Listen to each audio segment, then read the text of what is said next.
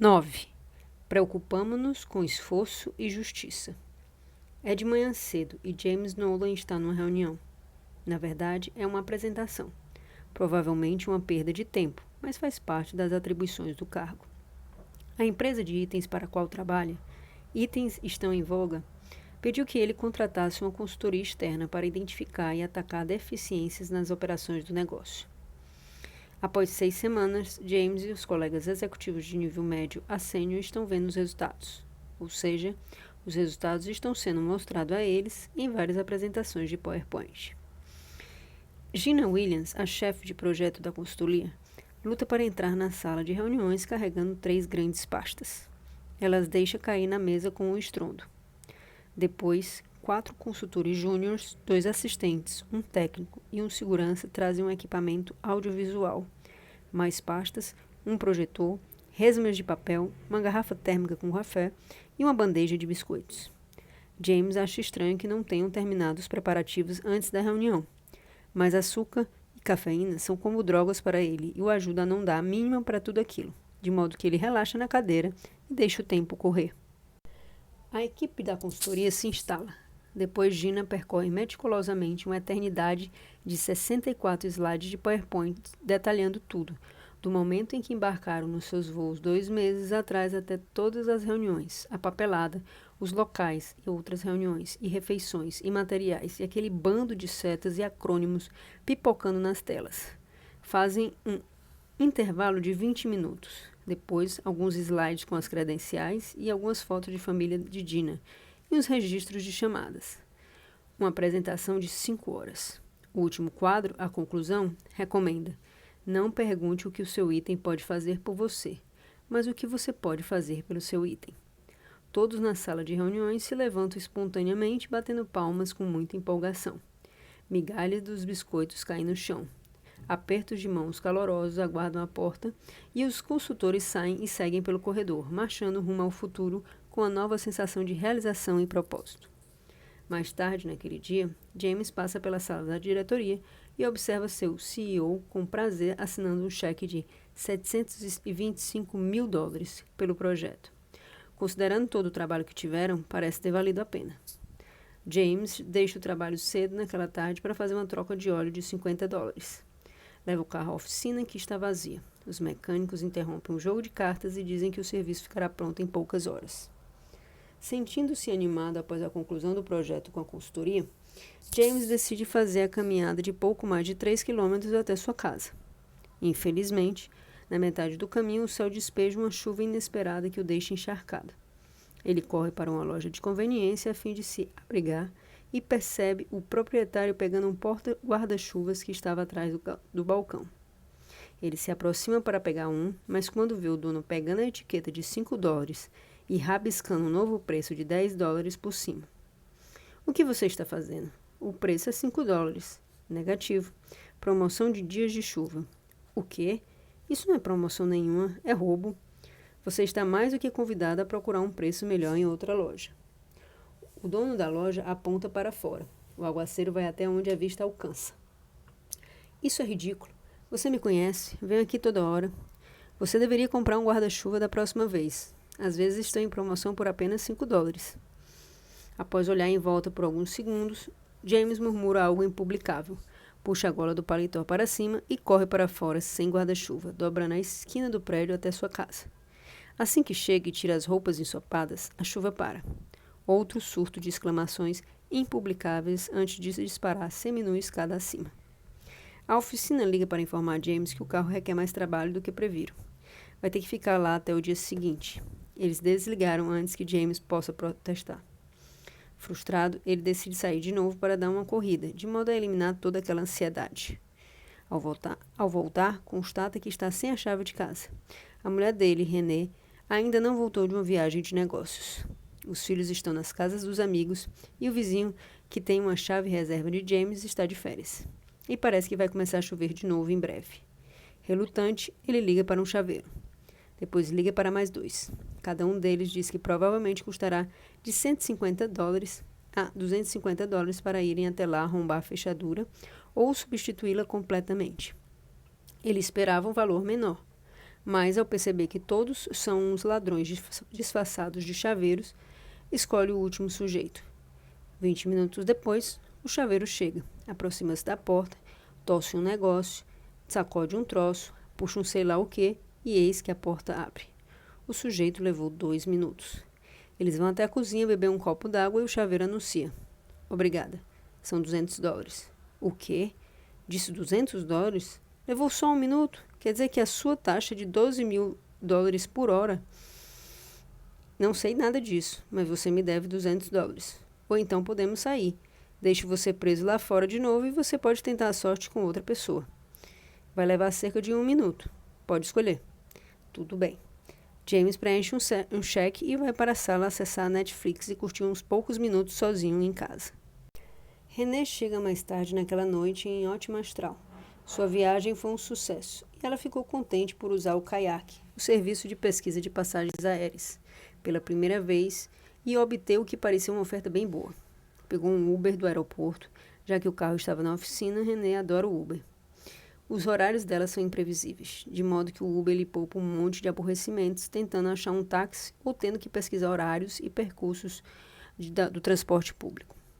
Alguns dias depois, no auge da empolgação com o Uber, cai uma tempestade de neve na noite em que ela precisa jantar com o cliente.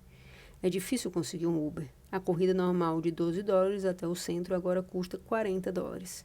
40 pratas. Revoltante. Ela chama um serviço de radiotáxi e decide parar de usar o Uber em protesto. Nas semanas seguintes, ela recorre ao seu velho serviço de táxi, pega o ônibus, pega o carro emprestado e se vira de outras maneiras. É um estorvo, mas ela não gosta de ser explorada. O que está acontecendo aqui? É assim que a justiça impacta a nossa percepção de valor. A maioria das pessoas com mais de 5 anos entende o conceito de justiça. Nós a reconhecemos instantaneamente quando vemos ou falamos sobre ela, mas não percebemos o grande papel desempenhado pela justiça nas nossas decisões financeiras no dia a dia. O valor que nos é cobrado pelo parecer de um consultor, por um guarda-chuva num dia chuvoso, por uma porta destrancada ou um transporte até nossa casa, não deveria ter nada a ver com considerarmos o preço justo. Mesmo assim, quer compremos algo ou não, a quantia que estamos dispostos a pagar pelas coisas muitas vezes depende em alto grau de quão justo, na nossa opinião, o preço parece ser. Ao avaliar uma transação, os modelos econômicos tradicionais simplesmente comparam o valor ao preço. Gente de verdade, porém, compara o valor ao preço e mais outros elementos para analisar sua justiça. As pessoas podem ficar realmente ressentidas com a solução econômica eficiente e perfeita quando ela parece injusta. Essa sensação nos afeta mesmo quando uma transação faz sentido, mesmo quando ainda obteríamos um ótimo valor, como pagar mais por um dispositivo que nos permita chegar em casa sem tomar um pingo de chuva. Pela lei básica da oferta e da procura, os guarda-chuvas deveriam custar mais na chuva, mais procura, e corridas de Ubers deveriam custar mais em uma tempestade de neve, menos oferta e mais procura. E deveríamos achar perfeitamente normal pagar esses preços maiores. O valor de uma troca de óleo ou de uma porta destrancada não deveria ter nada a ver com a sensação de justiça, mas apenas com a rapidez e a eficiência do serviço. Mesmo assim, nós reclamamos, batemos o pé, bufamos e ameaçamos desistir da transação e ir para casa, quando nos é cobrado um preço alto por algo que parece fácil ou leva pouco tempo. Por quê? Porque somos todos um bando de moralistas que acreditam que os preços deveriam ser justos. Recusaremos um bom valor por acreditarmos que é injusto. Punimos a injustiça e muitas vezes a nós mesmos no processo, como testemunhamos com James, o nosso executivo de itens que se molhou na chuva. Existe um experimento conhecido que mostra as formas como punimos a injustiça. Chama-se Jogo do Ultimato. Embora soe como um filme de suspense, não envolve o personagem Jason Bourne. O esquema envolve 2 participantes, um emissor e um receptor. Os 2 protagonistas sentam-se em salas diferentes. Eles não se conhecem e nunca se encontrarão. Podem agir do jeito que quiserem sem medo de retaliação da outra pessoa. O emissor recebe algum dinheiro, digamos R$10. Ele então decide quanto do dinheiro dará ao receptor, conservando o resto consigo. O emissor pode dar qualquer quantia ao receptor. R$5, R$1, R$3,25. Se o receptor aceita a quantia oferecida, os dois recebem a quantia designada. O jogo termina e ambos vão para casa. Se o receptor rejeita a quantia oferecida, nenhum participante recebe coisa alguma. E o dinheiro volta para o pesquisador. Nada, necas, 0,0. Ambas as partes entendem as regras do jogo, como a quantia de dinheiro em questão e de que forma o dinheiro será dividido ou não. Se pararmos para refletir e usarmos a razão, a lógica e com frieza, como se fôssemos um computador sagaz com a mente do Jason Bourne, concluiremos que o receptor deveria aceitar qualquer quantia do emissor que fosse superior a 0. Até mesmo 1 centavo. Seria algo que ambos receberiam só para darem as caras para participar do experimento. É dinheiro dado e qualquer montante deveria ser melhor do que não receber nada. Se o mundo fosse superracional, o emissor ofereceria 1 centavo e o receptor aceitaria. Fim de jogo. Mas não é isso que as pessoas, gente como a gente, fazem no jogo do ultimato. Os receptores, com frequência, rejeitam ofertas que consideram injustas.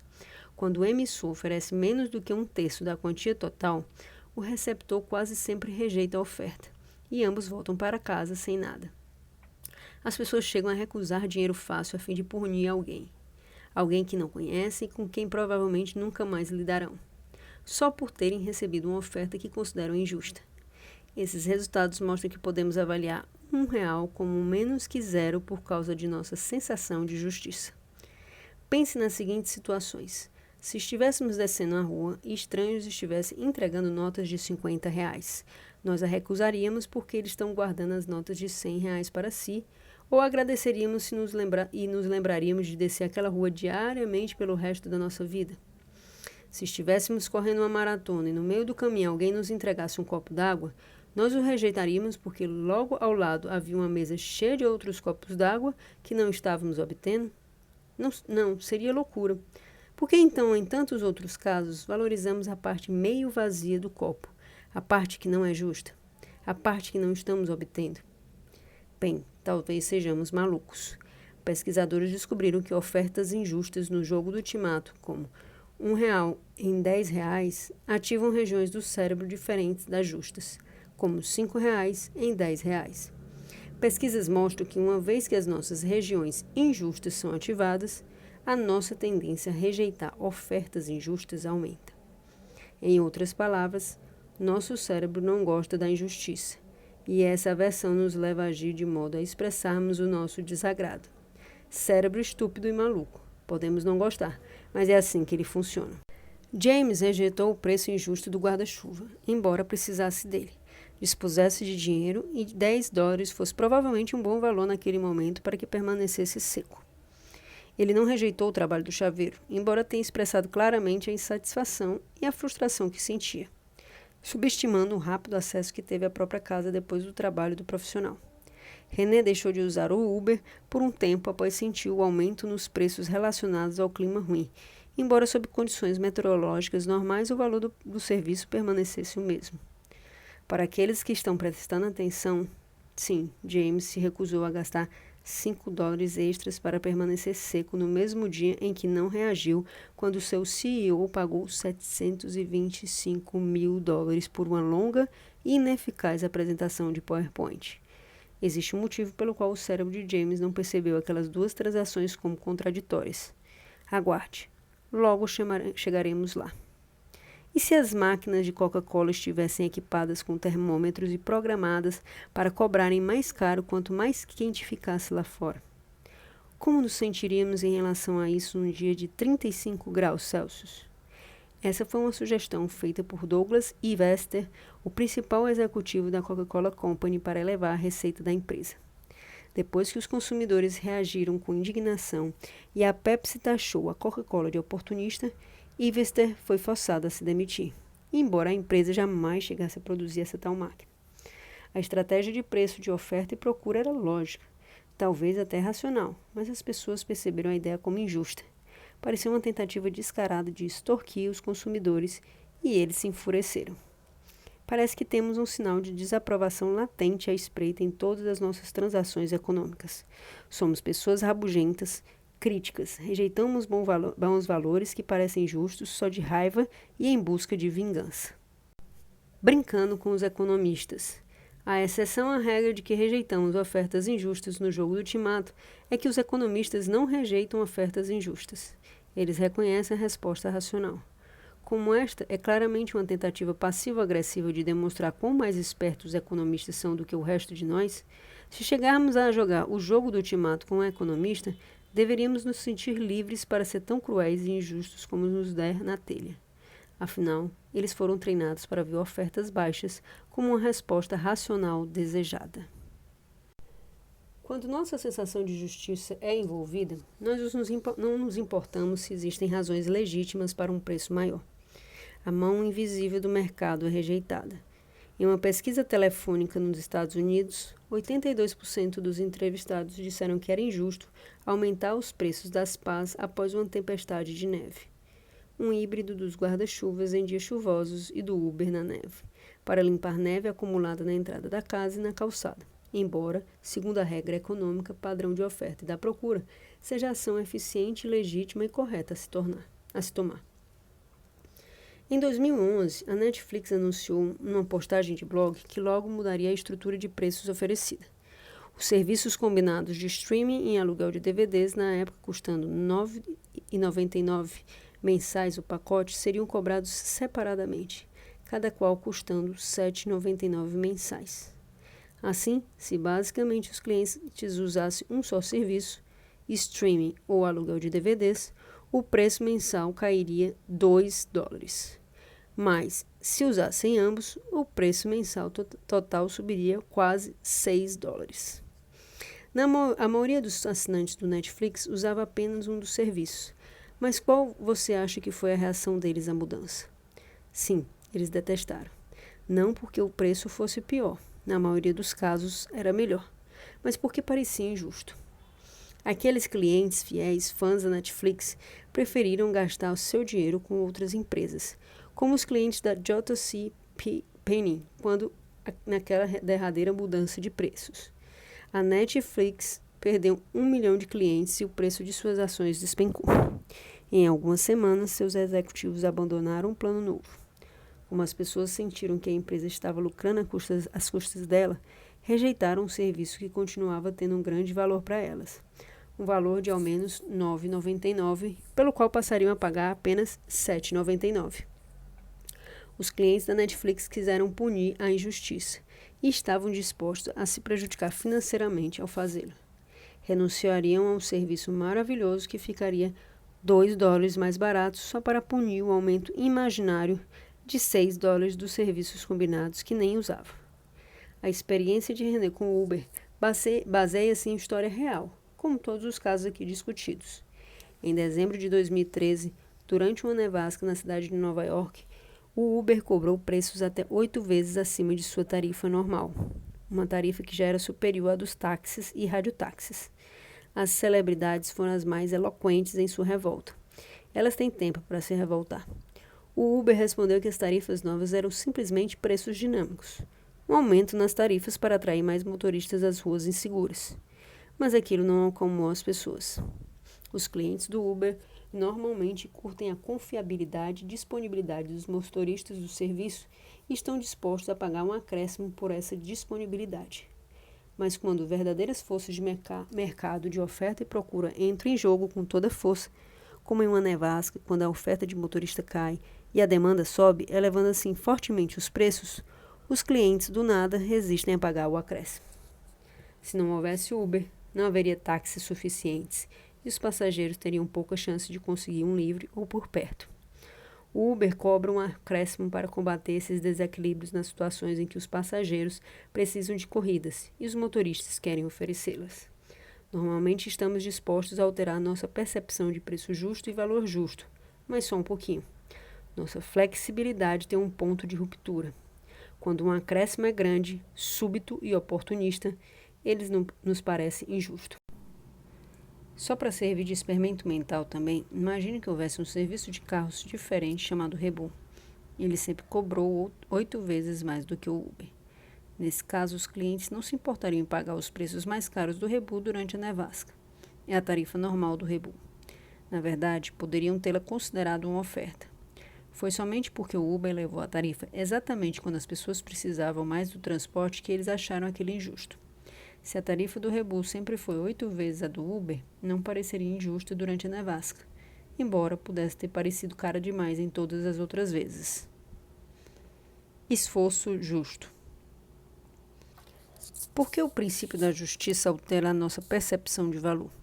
Por que desprezamos coisas que julgamos injustas? Por que René abandonou o Uber e por que James enfrentou a chuva? É porque a justiça está profundamente arraigada em nós, e o que nos leva a ver coisas como justas e injustas costuma ser o esforço. Avaliar o nível de esforço empregado em algo é um atalho comum que usamos para avaliar a justiça dos preços. Vender guarda-chuvas não fica mais difícil porque está chovendo. Dirigir para o Uber durante uma nevasca pode requerer certo esforço extra, mas não 8 vezes o esforço. Esses aumentos de preço não parecem acompanhar o esforço extra. E, sem qualquer aumento no custo de produção, achamos o aumento do preço injusto.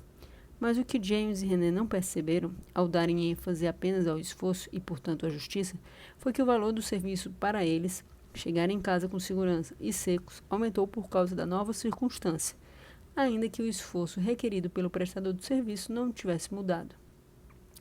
James não achou que o preço do chaveiro fosse justo porque o serviço foi feito muito rápido, mas ele preferiria que o chaveiro ficasse enrolando, levasse um longo tempo e simulasse esforço? Bem, talvez.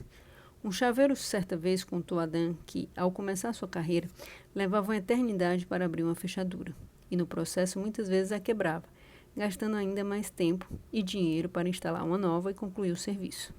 Ele cobrava pelas peças para substituir a fechadura quebrada, além do preço normal para abrir uma porta trancada. As pessoas de bom grado pagavam tudo aquilo e ainda davam boas gorjetas. Ele observou, porém, que ao se tornar mais experiente e abrir uma fechadura mais rápido, sem quebrar a fechadura velha, e sem a consequente necessidade de consertá-la e cobrar dos clientes as peças extras, os clientes não só não davam gorjeta, como também reclamavam do preço cobrado pelo serviço. O quê? Espere um pouquinho. Qual é o valor de terem aberto a nossa porta para nós em vez de ficarmos trancados do lado de fora? Essa deveria ser a pergunta. Mas, por ser difícil atribuir um preço a isso, avaliamos qual foi o esforço requerido para destrancar aquela porta. Quando existe uma grande quantidade de esforço, nós nos sentimos bem melhor pagando mais. No entanto, tudo que deveria importar é o valor daquela porta estar agora aberta para nós. É assim que muitas vezes, ao juntarmos inconscientemente esforço e valor, somos levados a pagar mais pela incompetência. É fácil pagar por um esforço evidente e visível. É mais difícil pagar alguém que é realmente bom no que está fazendo.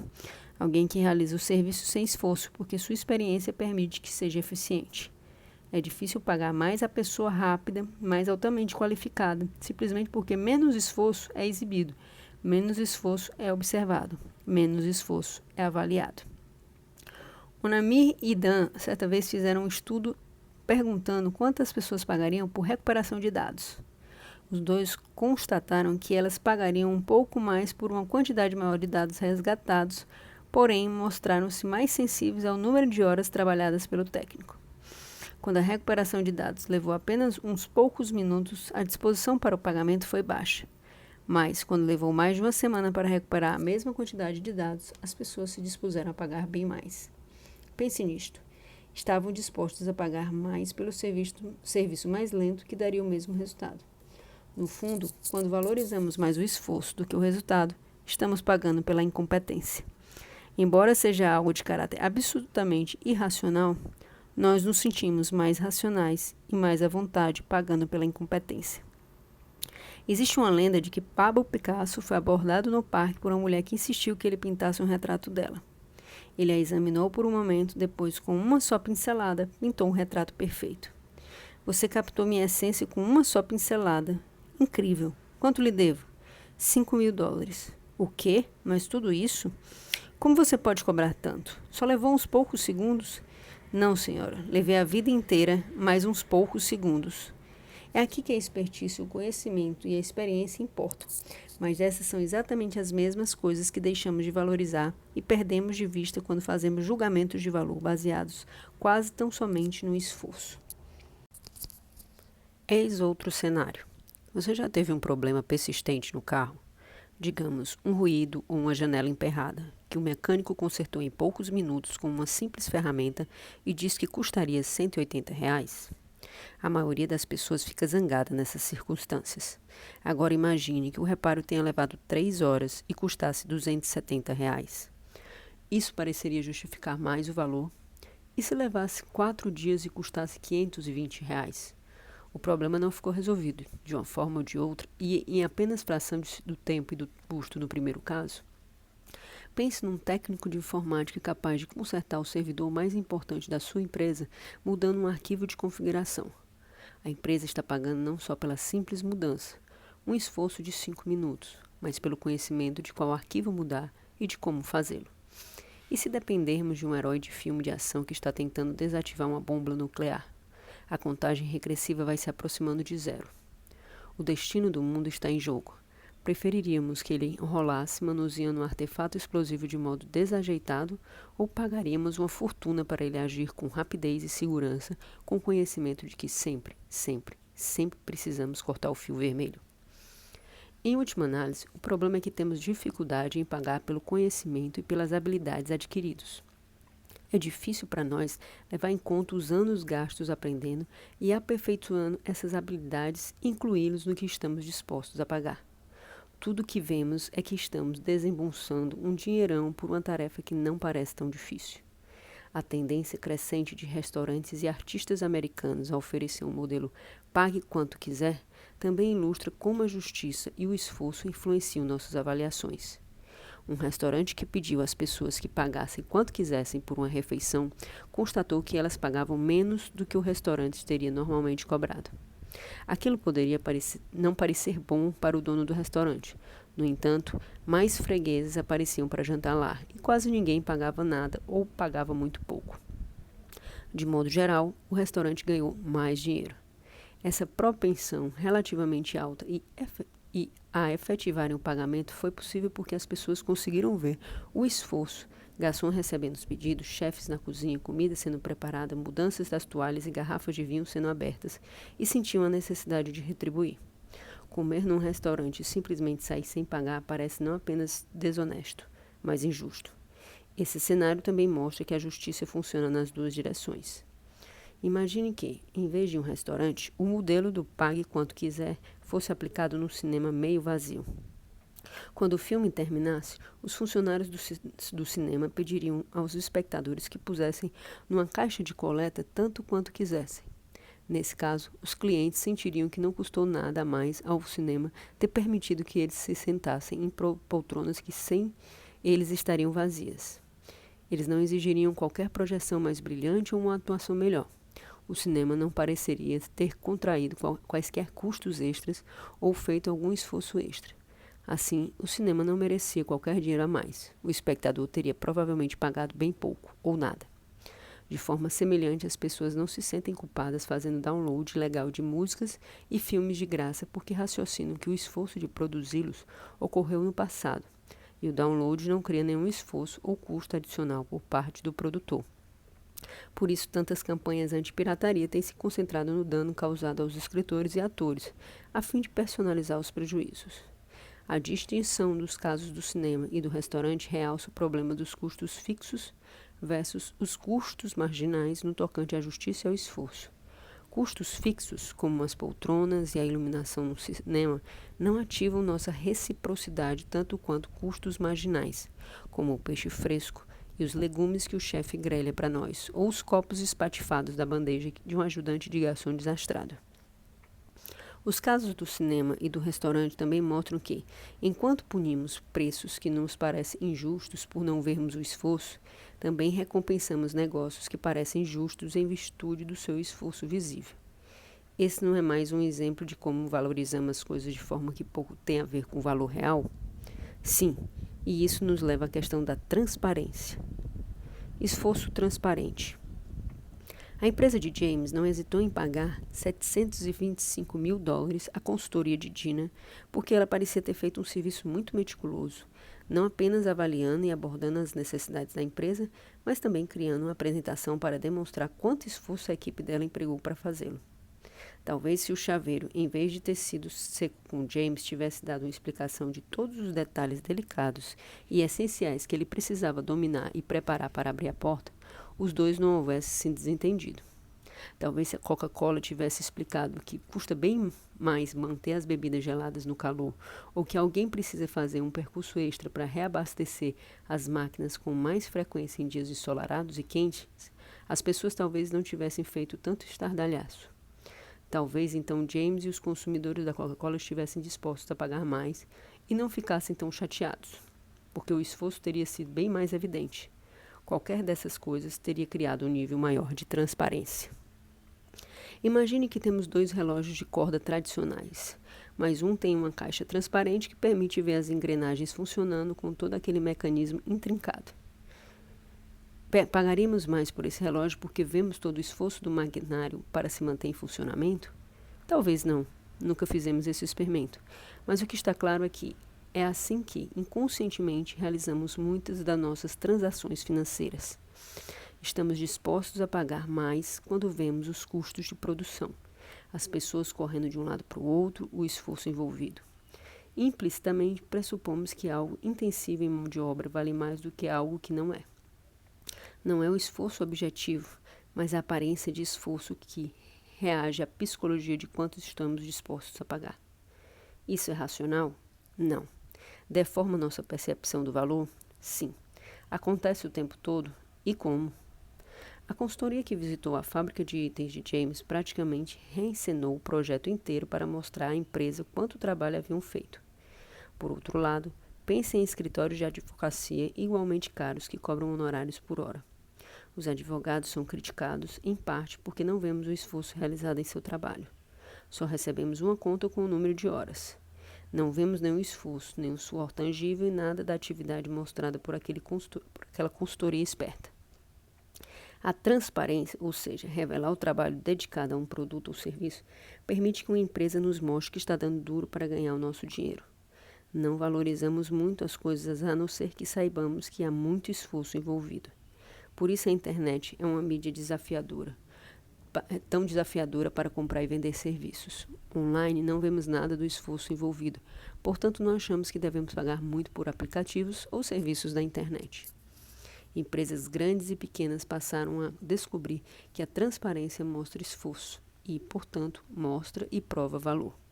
Cada vez mais estão se esforçando em fornecer indícios para que valorizemos mais seus serviços. O site de viagens kayak.com é especialmente forte em transparência. Ele nos mostra o andamento ao pesquisar voos, com uma barra móvel, itens de rolagem, um gráfico crescente povoado com opções mutáveis do horário ao preço e a companhia aérea, conscientizando-nos de todos os aspectos diferentes que estão sendo pesquisados. O Kayak nos mostra que uma série de fatores estão sendo analisados e um monte de cálculos estão sendo efetuados.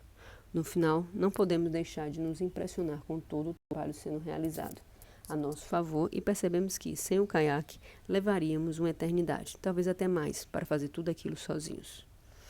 Compare isso com a pesquisa do Google. Digitamos algo e imediatamente obtemos a resposta.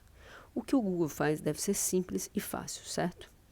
Outro exemplo é a mudança mais inovadora no setor de pizzas, o singular Domino's Pizza Tracker. Sempre que encomendamos uma pizza Domino's pela internet, uma barra de progresso mostra o status do nosso pedido.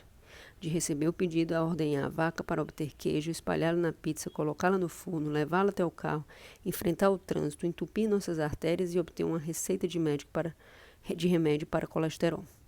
Claro que a Domino's salta alguns desses passos no esforço por agilizar o Pizza Tracker, mas os passos que a rede de pizzarias exibe atraem muitas pessoas ao seu site diariamente para observarem o progresso de sua pizza. Alguns dos processos mais opacos são aqueles do governo. O projeto inteligente que tentou tornar as atividades do governo mais transparentes ocorreu em Boston. Para dar mais transparência aos reparos das ruas, a prefeitura postou mapas online de todos os buracos que operários estavam consertando ou planejando consertar. Aquilo mostrava aos moradores que os operários da cidade estavam se esforçando, mesmo que as equipes ainda não tivessem aparecido em seus bairros. Mike Norton, um amigo nosso de Harvard, inventou outras formas criativas de mostrar o valor da transparência.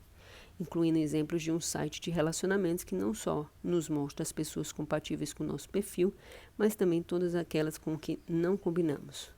Ao nos mostrar milhares de más combinações, sejamos honestos, são geralmente combinações horríveis e de dar de risada, os operadores do site também provam o esforço que fazem em avaliar as pessoas que se cadastraram no site e encontrar apenas as certas para o nosso perfil.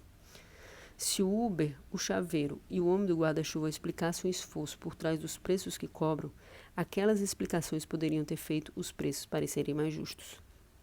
A Netflix poderia ter explicado que existem taxas de licenciamento bem altas para o streaming, que a empresa está reduzindo o custo para usuários de apenas um serviço, que a Netflix pode se concentrar em melhorar cada serviço e que entregará uma programação nova em folha, mas não explicou.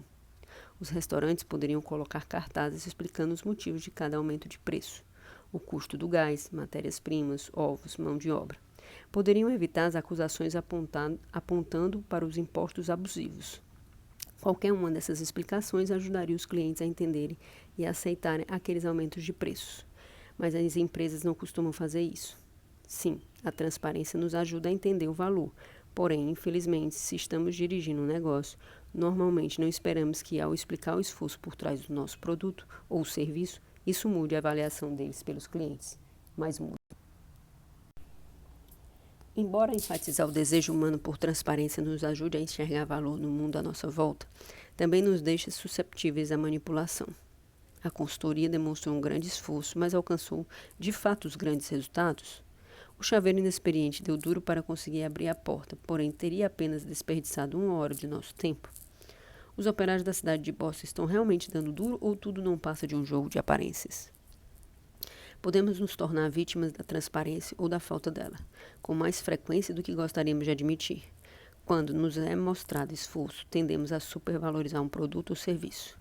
A transparência, por revelar esforço e assim dar a aparência de justiça, pode alterar nossa percepção do valor de formas que pouco têm a ver com o valor real. Esforço dentro de casa. A nossa sensação de justiça e esforço transcende o domínio financeiro.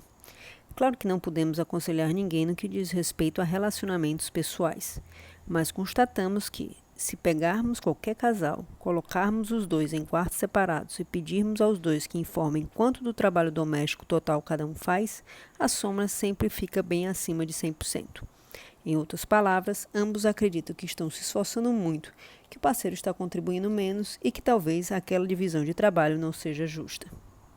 Por que a quantidade de esforço é sempre superior a 100%? É porque estamos sempre programados para agir no modo transparente. Sempre vemos os detalhes do nosso esforço, mas não vemos os detalhes do esforço do nosso parceiro. Temos uma assimetria de transparência. Se esfregamos o chão, percebemos isso e sabemos o trabalho que deu. Mas, se outra pessoa esfregou, não percebemos o chão limpo e não reconhecemos o esforço realizado por fazê-lo brilhar. Sabemos quando levamos o lixo para fora e todos os passos necessários e a sujeira que faz, mas não vemos quando o nosso parceiro faz isso.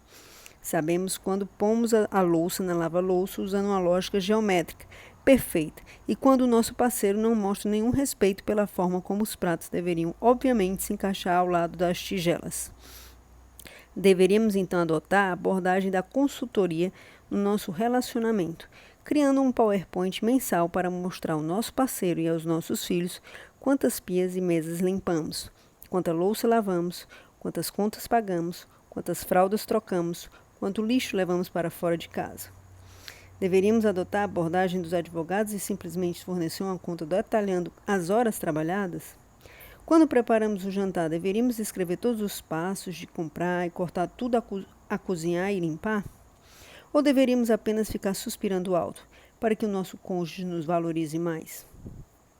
Bem, aborrecer o nosso parceiro com banalidades tem suas desvantagens, de modo que deixaremos que cada um escolha o equilíbrio certo entre mostrar esforço e aborrecer sua cara metade. Mas, ao menos, use essas informações aprendidas como tema de reflexão. No mais, lembre-se, há advogados especializados em direito de família que cuidam da papelada de divórcios são caros. Pode ser que cobrem por hora e não mostrem nada do seu esforço. Justiça exagerada. As pessoas sempre exigem o que é justo, nas negociações, nas vendas, no casamento e na vida. Isso não é ruim. A justiça é algo bom. Quando em 2015, nos Estados Unidos, Martin Shkreli aumentou o preço do remédio salva-vidas Darapramim de $13,50 para $750, um aumento de 5.555%, logo após adquirir a empresa que produziu o medicamento, as pessoas ficaram indignadas. Aquilo foi visto como um absurdo de injusto, e, enquanto o Darapramim permanece caro, isso tudo atraiu uma atenção que já veio tarde para a justiça dos preços dos medicamentos. Então a nossa sensação de justiça pode ser útil, mesmo no mundo dos negócios. Mas às vezes supervalorizamos a justiça. Em circunstâncias menos chocantes do que a Shkreli, quando um preço parece injusto, procuramos punir quem fixou o preço e com frequência acabamos punindo a nós mesmos, rejeitando um valor normalmente bom. A justiça é função do esforço, e o esforço é mostrado pela transparência. Como o nível de transparência é uma questão de estratégia do produtor, promover o uso da justiça e, especialmente, promover enganosamente o nosso uso dela como substituto do valor pode nem sempre ser feito com a melhor das intenções. A transparência desenvolve confiança e cria valor mostrando o esforço que associamos à justiça. Pessoas inescrupulosas poderiam tentar tirar proveito do nosso desejo de transparência e dar a impressão de que trabalharam mais do que de fato trabalharam só para aumentar o valor do produto ou serviço oferecido. Bem, nos mais de 150 anos de trabalho duro que levamos para escrever este livro, precisamos dizer que não, isso nunca aconteceria.